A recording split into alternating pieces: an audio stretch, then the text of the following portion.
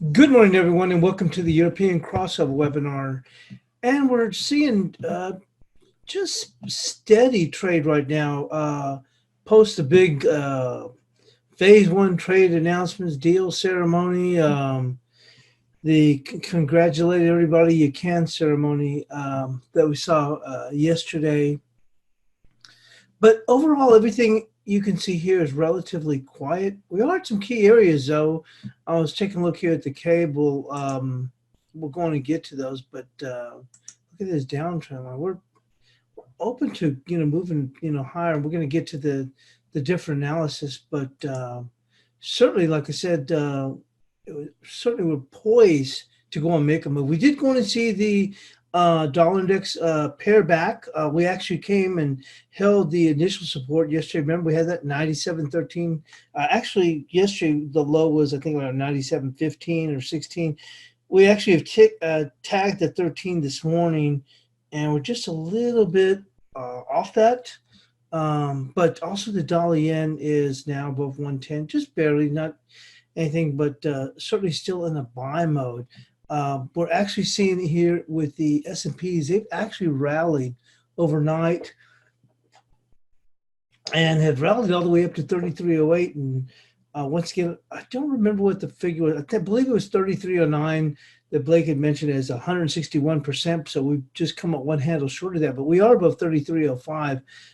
So certainly the dollar yen still maintain a bid here for good cause. I guess you have to go on and say. But with that, we'll go on and take a look at the economic news for today.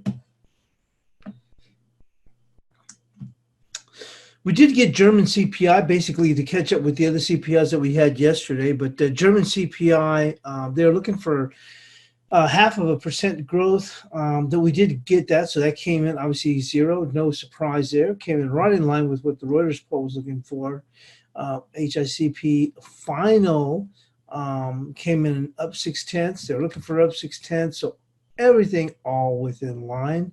That's going to be it until we move into the States. We do have import-export prices at 8:30 Eastern, along with the usual jobless claims every Thursday. And then we do have at 8:30 Eastern the Philly Fed Business Index, and they're looking for, Reuters poll is looking for 3.8.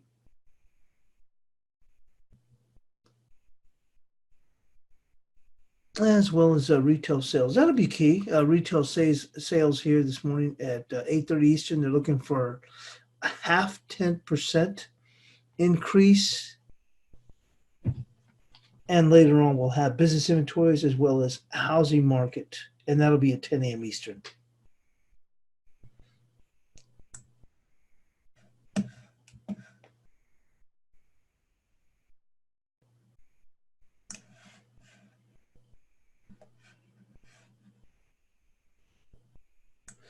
But the bigger news is, as I mentioned, we've already gone and scaled 3,300.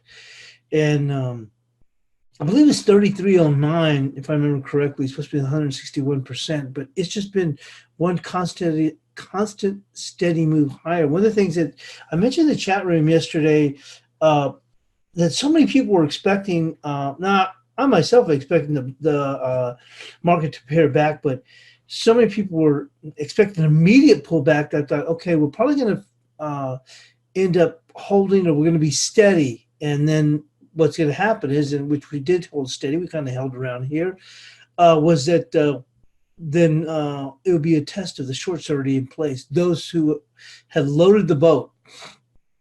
So we kept the bid higher, and essentially, I guess, think of it this way. Let's say you have quite a few shorts on, you're thinking, boy, this thing is really going to come apart. And then you go, well, I'll put my stops just above 3303, 3305, 07, and basically we've just kept on climbing. So it looks like we're trying to knock out everybody that has gone and placed those shorts. Not in a big way, but don't forget we do have 3309. I did see an article someone was pointing at, thinking they were looking for I think around 33.20, I believe, and maybe we could even push even higher than that. But once again, I think that we will go and take a pause. But like I said, I thought it would be steady. We'd probably start to see a slide starting today that would kind of lead into tomorrow, and then maybe next week we'll see further follow through. But we shall see when we get there. And at this time, makes it a little bit tough to grab the other side of the dollar yen. Still looking for this. Potentially, it can go and push higher. If you think about where the S&Ps are right now, it's amazing that the dollar yen isn't even a whole lot higher, honestly, at this point. With that, we're going to take a look at the news for now before we get into the analysis.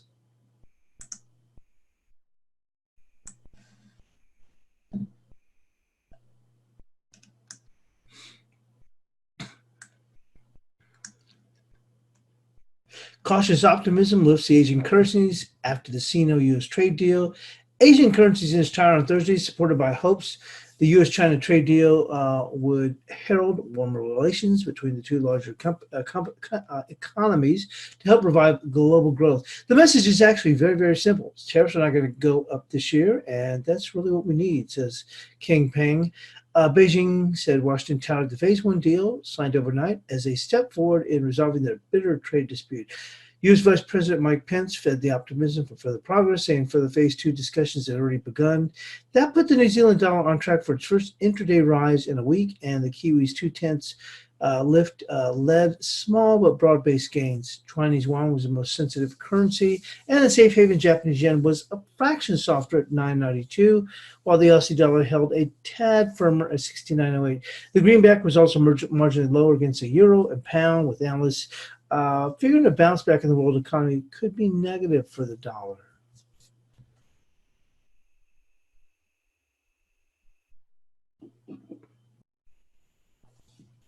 It says the centerpiece of the trade deal is a pledge by China to purchase at least an additional $200 billion worth of U.S. farm goods and other goods. The U.S. will also cut by half the tariff rate imposed on September 1st on a $120 billion list of Chinese goods. Yet, market exuberance was checked because much of that was priced in already and because it addresses few of the issues that led to the trade conflict in the first place. The agreement does not fully estimate tariffs. It is vague in enforcement. It makes no real progress on a host of thorny problems from intellectual, and many analysts are skeptical that the purchase targets are realistic. And that's what I've been seeing here is that the numbers aren't even, just that realistic. So you have to wonder then, what the heck are we still doing up here? So I do expect us to go on and start to pare back. I think, we potentially can see that today, and then a little follow through tomorrow, and then probably if we're going to go and get this dip back, and I believe we will, that won't probably manifest itself with a little bit of gusto until next week, I believe. But let's see what happens today.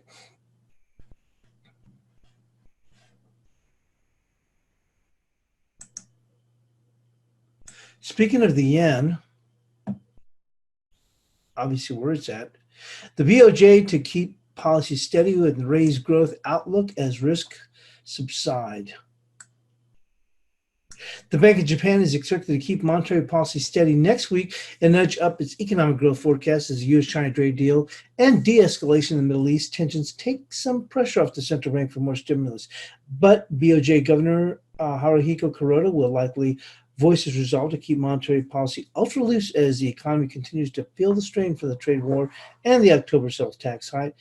At the two-day review, the odds on Tuesday, the BOJ is set to keep its short-term interest rate target at negative 0.1 and a pledge to guide 10-year government bond yields around zero. It's also seen maintaining guidance that commits to keeping rates at current low levels or even to cut them until risk keep it from achieving its 2% inflation goal subside. What the BOJ describes as the economy's momentum for hitting its inflation target appears to be sustained. The BOJ will kick off 2020 by maintaining its currency policy status with a careful eye on developments. In a quarterly review of its forecast, the BOJ is seen slightly revising up its growth projection for the fiscal year. Japan's economy is ground to a near halt in July and September and is likely to have contracted in the final quarter of last year as the U.S.-China trade war knocked exports. BOJ officials hope the government's $122 billion fiscal package and robust capital expenditures will offset the hit from soft global demand and supply chain disruptions from last year's typhoons that continue to weigh on factory output.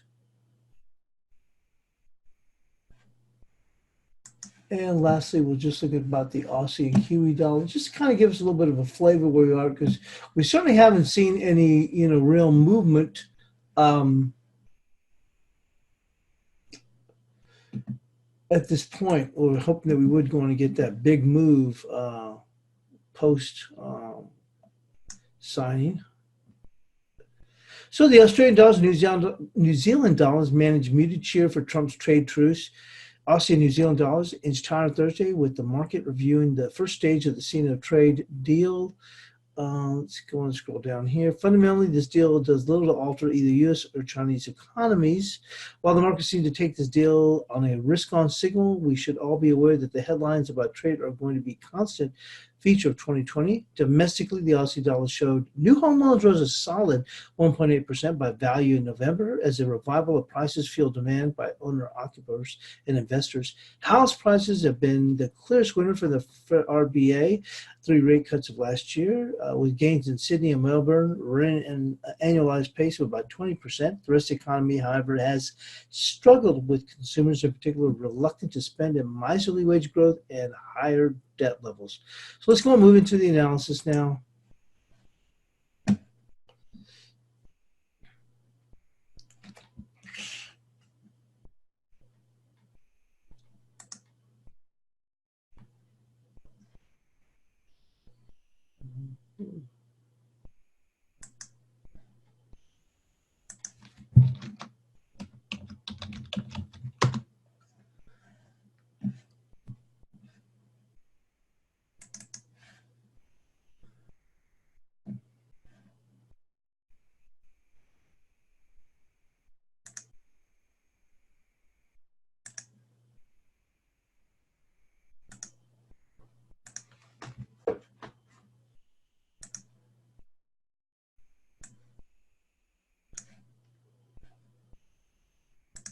Okay, starting off with the euro.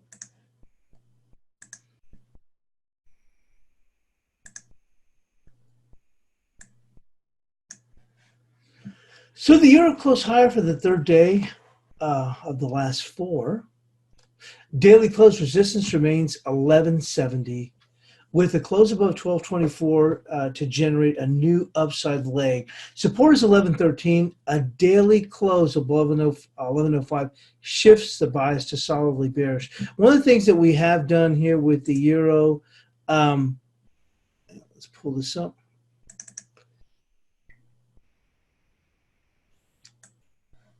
We've kept our bias in range, even though you can see here with these last few days that we were hugging close to the bottom, but we give it the benefit of the doubt because we were still above this trend line, and the key resistance that we need to catch right here is going to be, as you can see here, will be the 1170 on a daily close, and this is what we need to go on and spark some further buying. What we're stating here is that if we can get a daily close above 1224, that's what's going to be needed in order to generate another new up leg here in the euro. But as we said yesterday,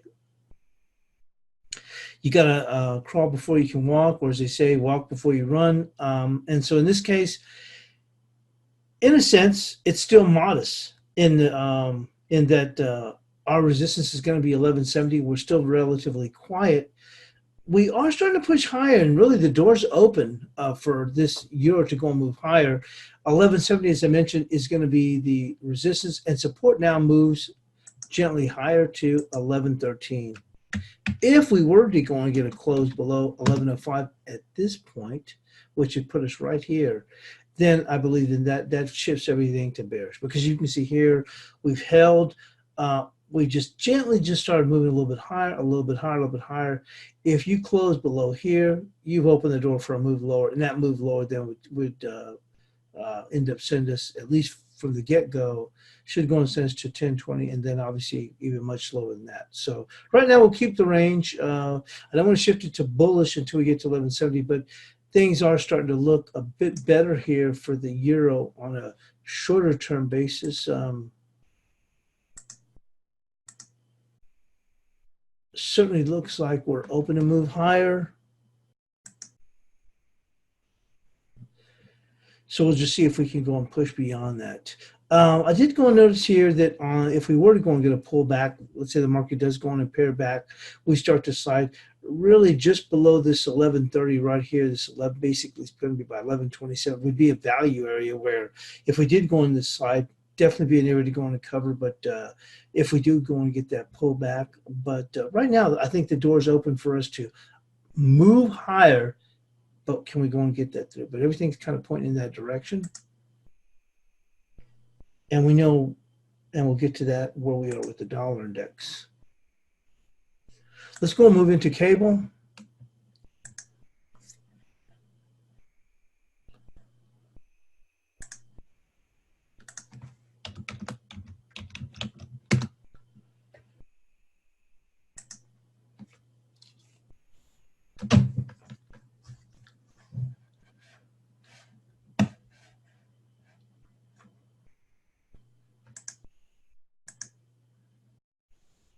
So for the second consecutive day, cable has held above the 130. A daily close above 30.85 will negate the short-term bearish tilt.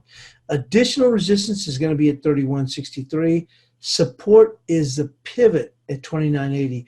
A close below that would expose a move to 28.42. So what we were talking about, or what we're referencing, is for the second consecutive day, you can see right here, we held above the 130. We actually still continue to push higher.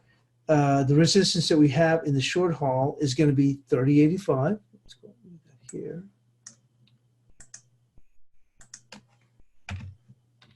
And this is still retains a bullish bent. And the bias chart is actually going to be here at the pivot of 29.80. Things are starting to turn around and open up a little bit better here in cable. You can see here, and I'll show you right there. You see that? That's going to be, let's see, right there we go. Let's see where we are.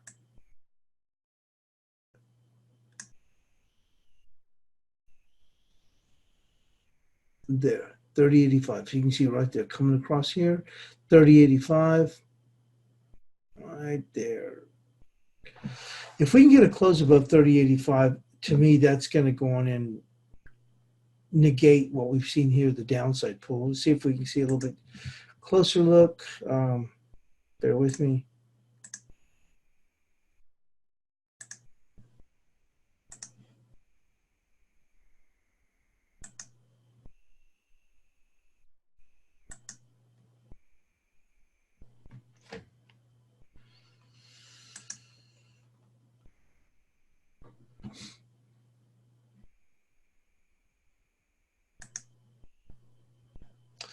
But actually looking here, and this was actually on the weekly chart, if we do get this close above 30.82, we're so close, we're not very far away.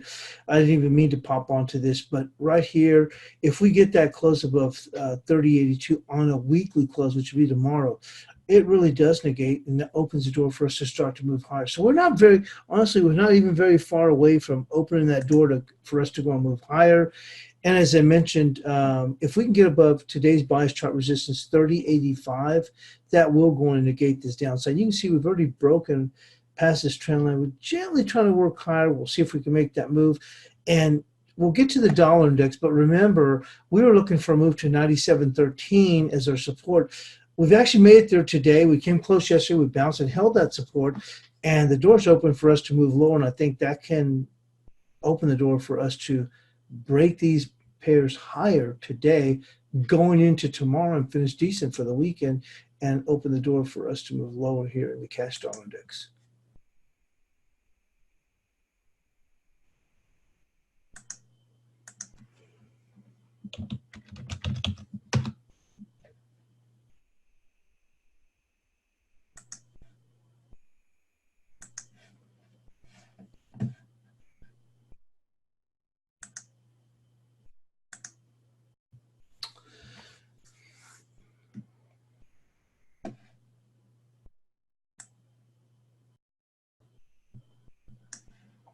So the Aussie failed to generate an upside pop with the phase one deal signing. Resistance remains 69.42, and you can see that coming right here, right there. With okay, bank liabilities and credit survey is going to be released at the bottom of the hour for sterling. Anyway, I just came across the earpiece. But anyway, but going back here to the Aussie, Aussie failed to generate an upside pop with the phase one deal signing. Resistance remained 69.42 with the daily close above, taking control from the bears.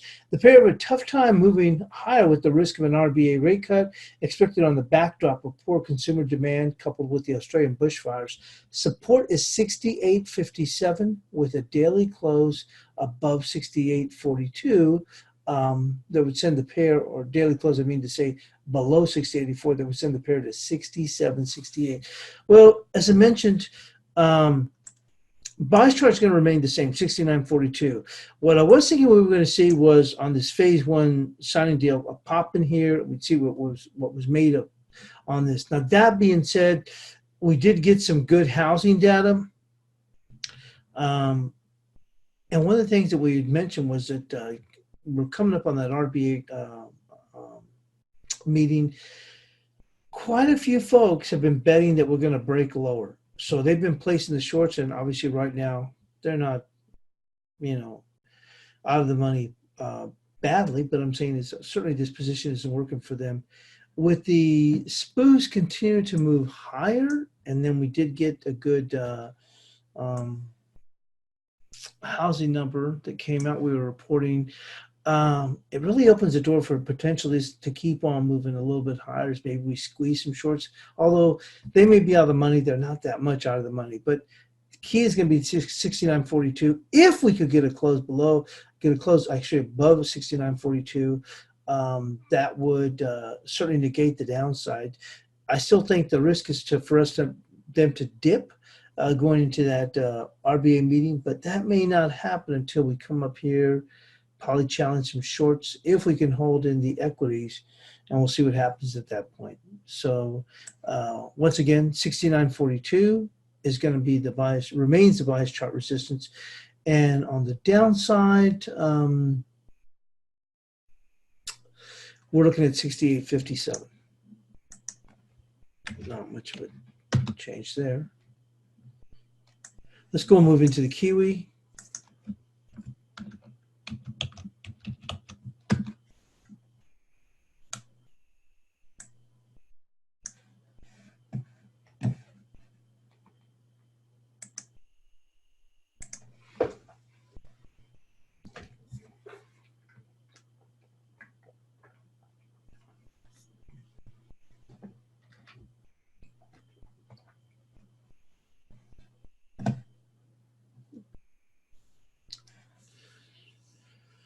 So Kiwi slipped back on the phase one signing day, but it managed to close with a small hammer. You can see that right there. So we actually did dip, taking out some stops on the lows here, but we did manage to close with a hammer. Immediate resistance is going to be 66.48. We're just about there. Followed by 66.75. Support is 65.72, followed by 65.44, which is a 38%. Well, we cleaned out some stops. I wouldn't necessarily say cleaned out, but we did go in and dip below here. Came back decent. The range wasn't very big, but a little mini hammer, and we're adding on to that. We're just about, which is going to be our initial resistance, which is 66.48, but we're actually going to move this up to 66.75.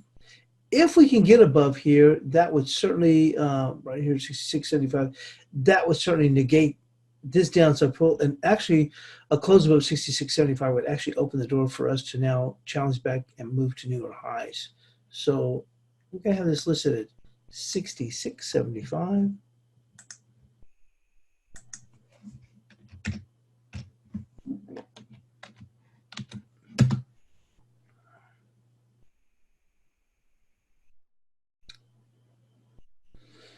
Support will be right there, 69.53. I apologize, 65.95, 65.95. Going to keep it pretty tight.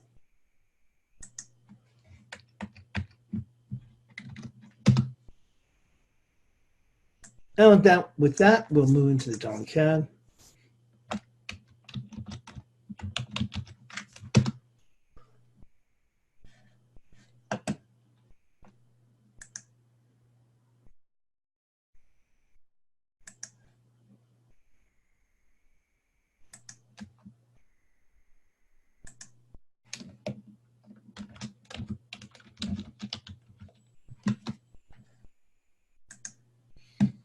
So dollar CAD did a whole lot of nothing on phase one signing day. The support is 30.29. Well, you can see we're just about right there. With a daily close below that, a daily close below 30.29, which currently right now is going to be our bias chart support, setting the pair to 29.50. So we'd be looking for 29.50, essentially looking for a move about 60 pips. If that was actually more than that, be more than 60 pips. Actually looking for about 75 pips if we do get that close below 30.29. Resistance is going to be still up here, the elusive 31.13. We may have to adjust that, but for right now,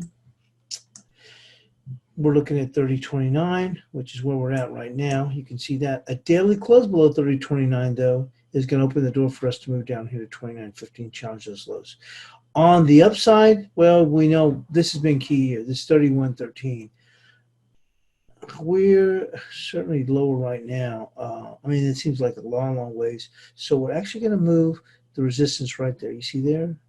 That's going to come in at 30.93. So right now, so 60 pips higher.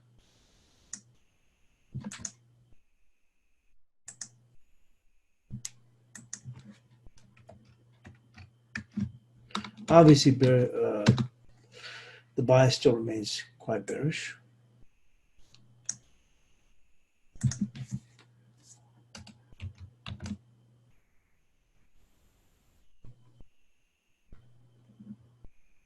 So once again, bank liabilities and credit conditions survey being released by the Bank of England in the next few minutes at the bottom of the hour. You can see here.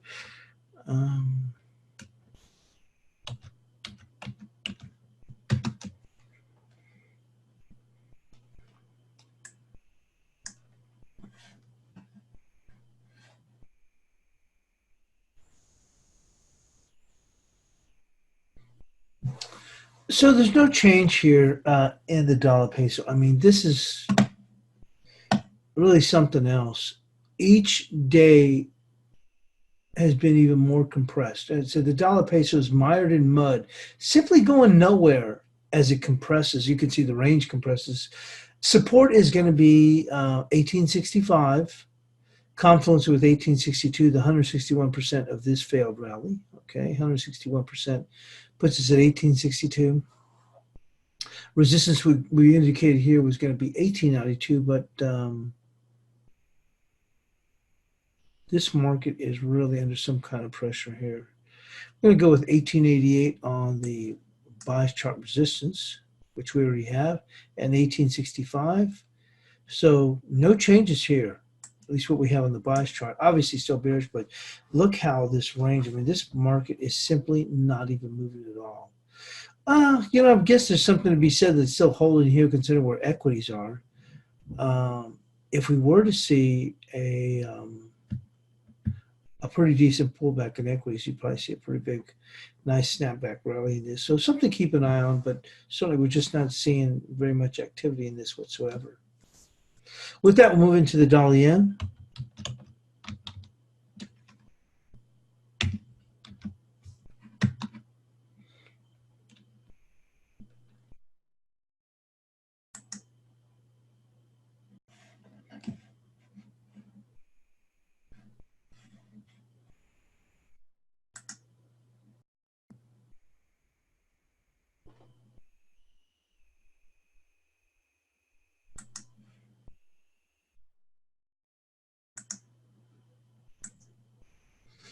So the dollar yen did not push stops above 110 upon the phase one signing.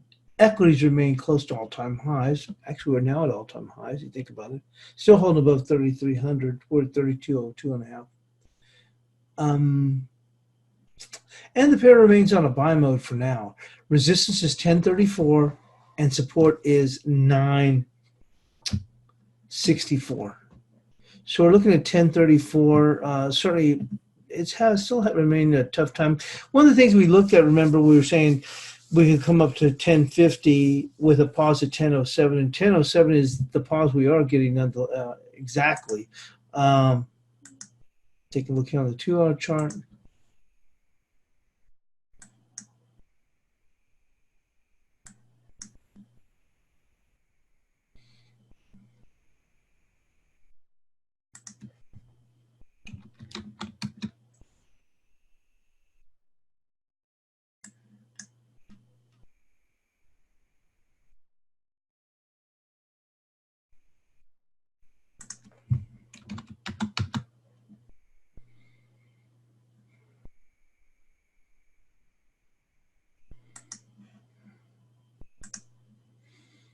I wonder if it was here. I did go on and find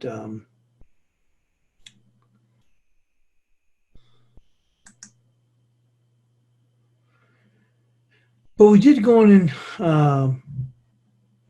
at least I noted here 1034 is what I was seeing here, and which we're going to list for our buy chart resistance. I think it's going to have a tough time to try and even make it up to 1050. If it can't even make it up to 1050 and we're above 3300, then certainly doesn't seem like a possibility at this point. Go back.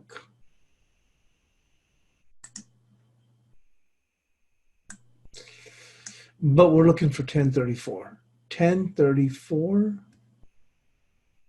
Thought I had that marked off, but I know I did see that last night. So it's going to be 1034.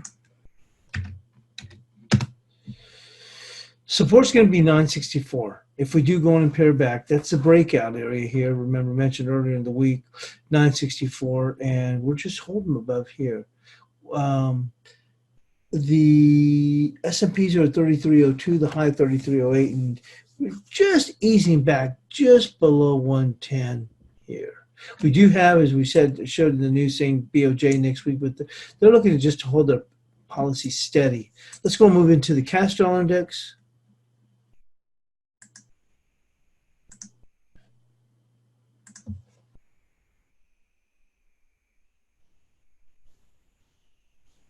German BDI survey states that the German economy is in recession and no signs of bottoming out at this time.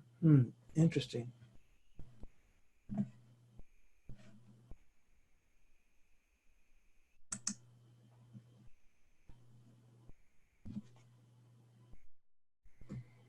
That is interesting. Let's go move into the cash dollar index.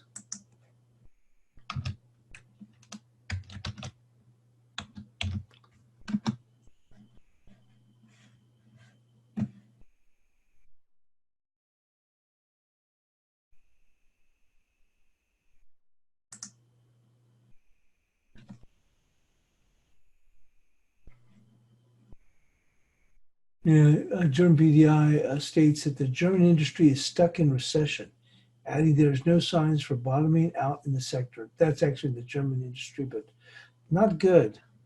Moving to the cash dollar index, we did see this market get stuck up here at this 97.42.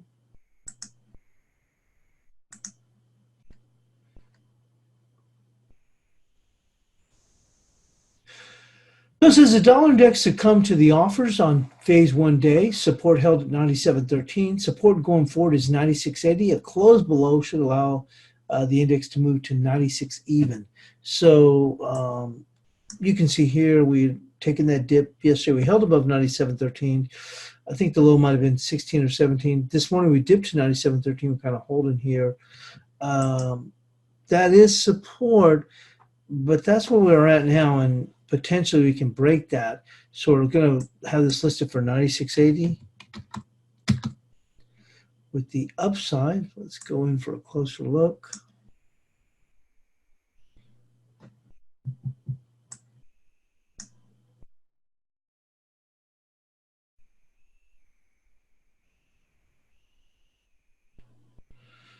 It's going to still be this 97.42. Let's say we do get a bounce back here, so it'll be 97.42. That's been the key for the close. We've had 97.67 when we were pressing up against this to see where we could potentially push to.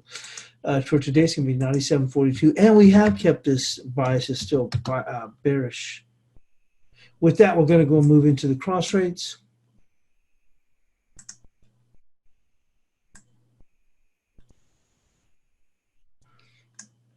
And if we do get a close below 96.80, then we're looking for this move down here to 96. Really, actually, we believe we would get below 96 and actually make that move to 95.82, which would be the 161% of this failed rally here. We shall see. Moving on to the cross rates.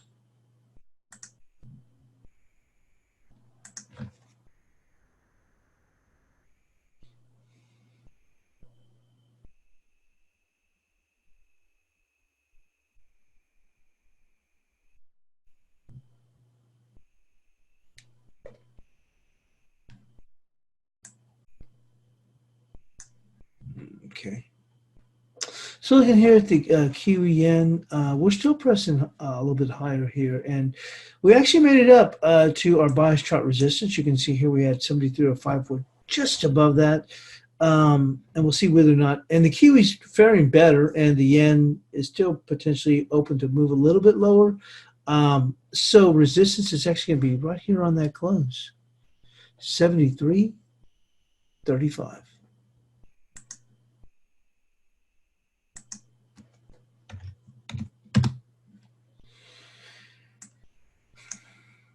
We're still open to move higher, and you got to wonder with the yen, unless we get a break in equities, and still we're open for that we pull back. But if not, if we just kind of hang around equities, it's and when I say hang around, let's say that we do dip back, but we dip back maybe into the 32.80s or something like that, mid 80s. We may not want to make a significant move here in the yen until we get past BOJ. So we'll see how that plays out. But right now it's going to be 73.34 on the upside for resistance.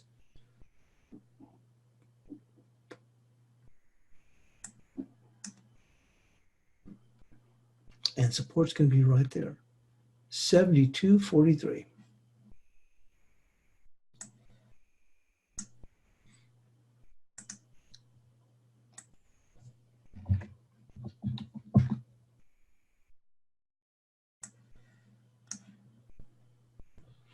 But we're certainly open for this to push higher in here to that 72.34. Let's go and move into the Euro Yen, see how we're faring there.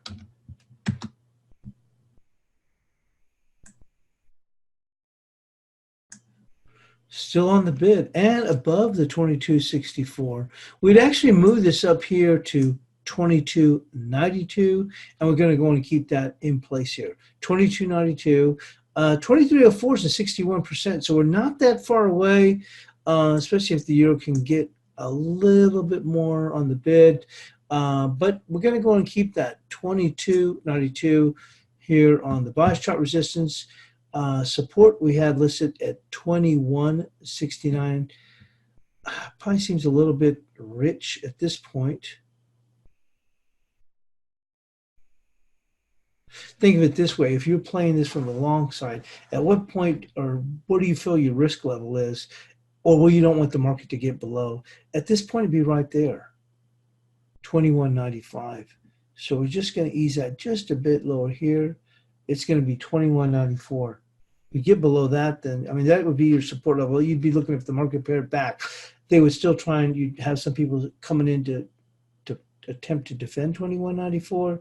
If we got a daily close below 21.94, then it opens the door for us to then go and fall back 100 pips. So it's going to be 21.94 for support. Let's go and move into the Euro odd.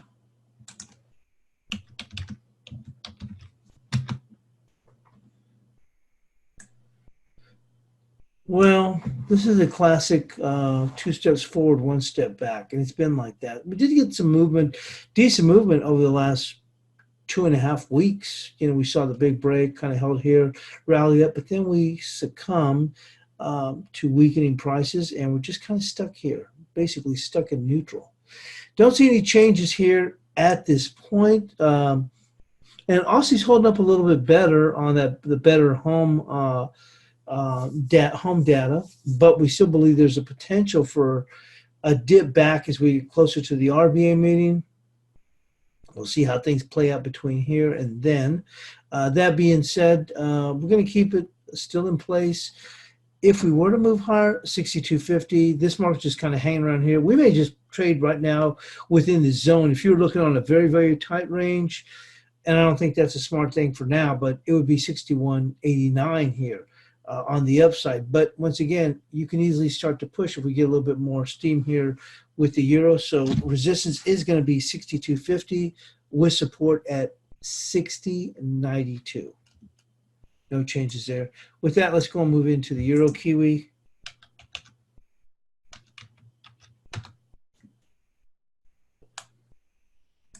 Well, with the Kiwi strengthening and the euro kind of going blasé, we're certainly starting to see this thing pare back. As I mentioned, did say German's BDI had pointed to a, just lost that headline right there. But there was pointing that the German industry is in recession. Not well, it just says that it's no sign of bottoming out at this point. So it says it's stuck in recession. So not good for the euro. Not good at all.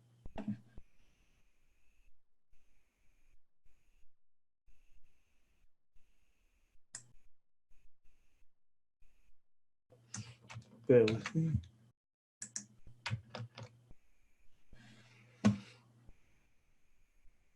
So looking here with the euro Kiwi, support is going to come in right there at 67.02.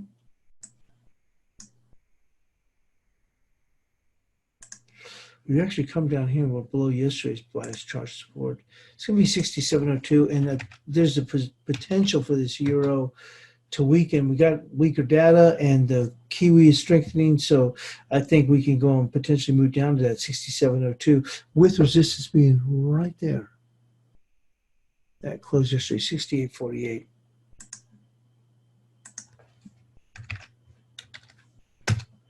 And obviously the bias is still bearish.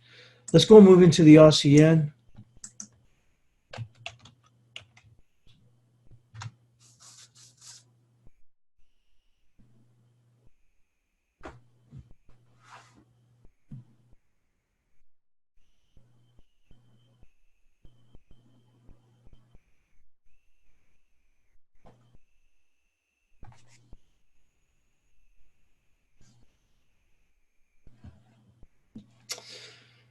Well, with the Aussie firming up a little bit better, you can see here that we've pushed a little bit higher. We're not out of the woods by any stretch of the imagination, but 76.19 is still holding in place right now.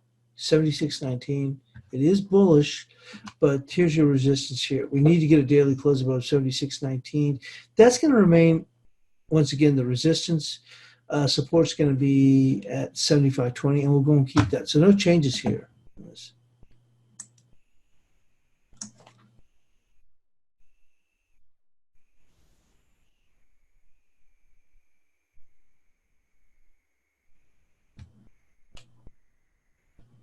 With that, let's go move into the guppy.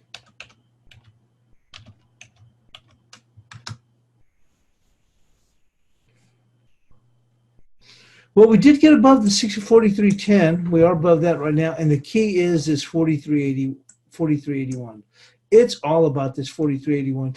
Actually, it's going to be huge if we can get a daily close above 43.81, because it really opens the door for this market to move back up if we reclaim this 43.81 on a closing basis. Could we do it today? Yeah, possibly, and it's going to be key if we are able to do it, not only today, but hold it for tomorrow. It's going to open the door for us to move back even higher again, and for starters would actually be right there at 45.38. Very key if we can hold this, and that's the resistance there right now, 43.81, and also going to be key on a closing basis. So let's go on and mark this off with an asterisk.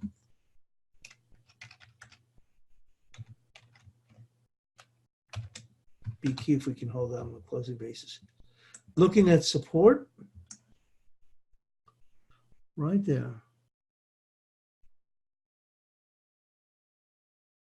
42.68.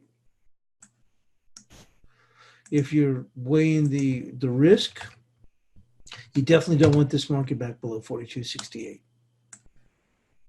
You can point out, well, the support would be down here. Look, if you're long, if you're looking for this market to hold, you definitely do not want that market below that area.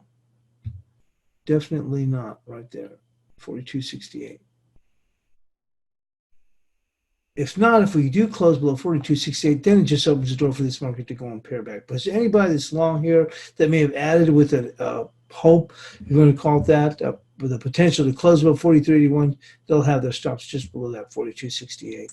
Let's go and move into the sterling odd. And we're still holding up above the trend line, very quiet. We haven't moved too much in sterling, and on top of that, Aussie's benefited a bit with some better housing data. Still, the potential, as I said, that the Aussie can slide going to the RBA, so we can still move higher here. Resistance, 89.26. We actually had it marked as 89.30. Yeah, right, 89.29. So it's going to be still 89.30. And support.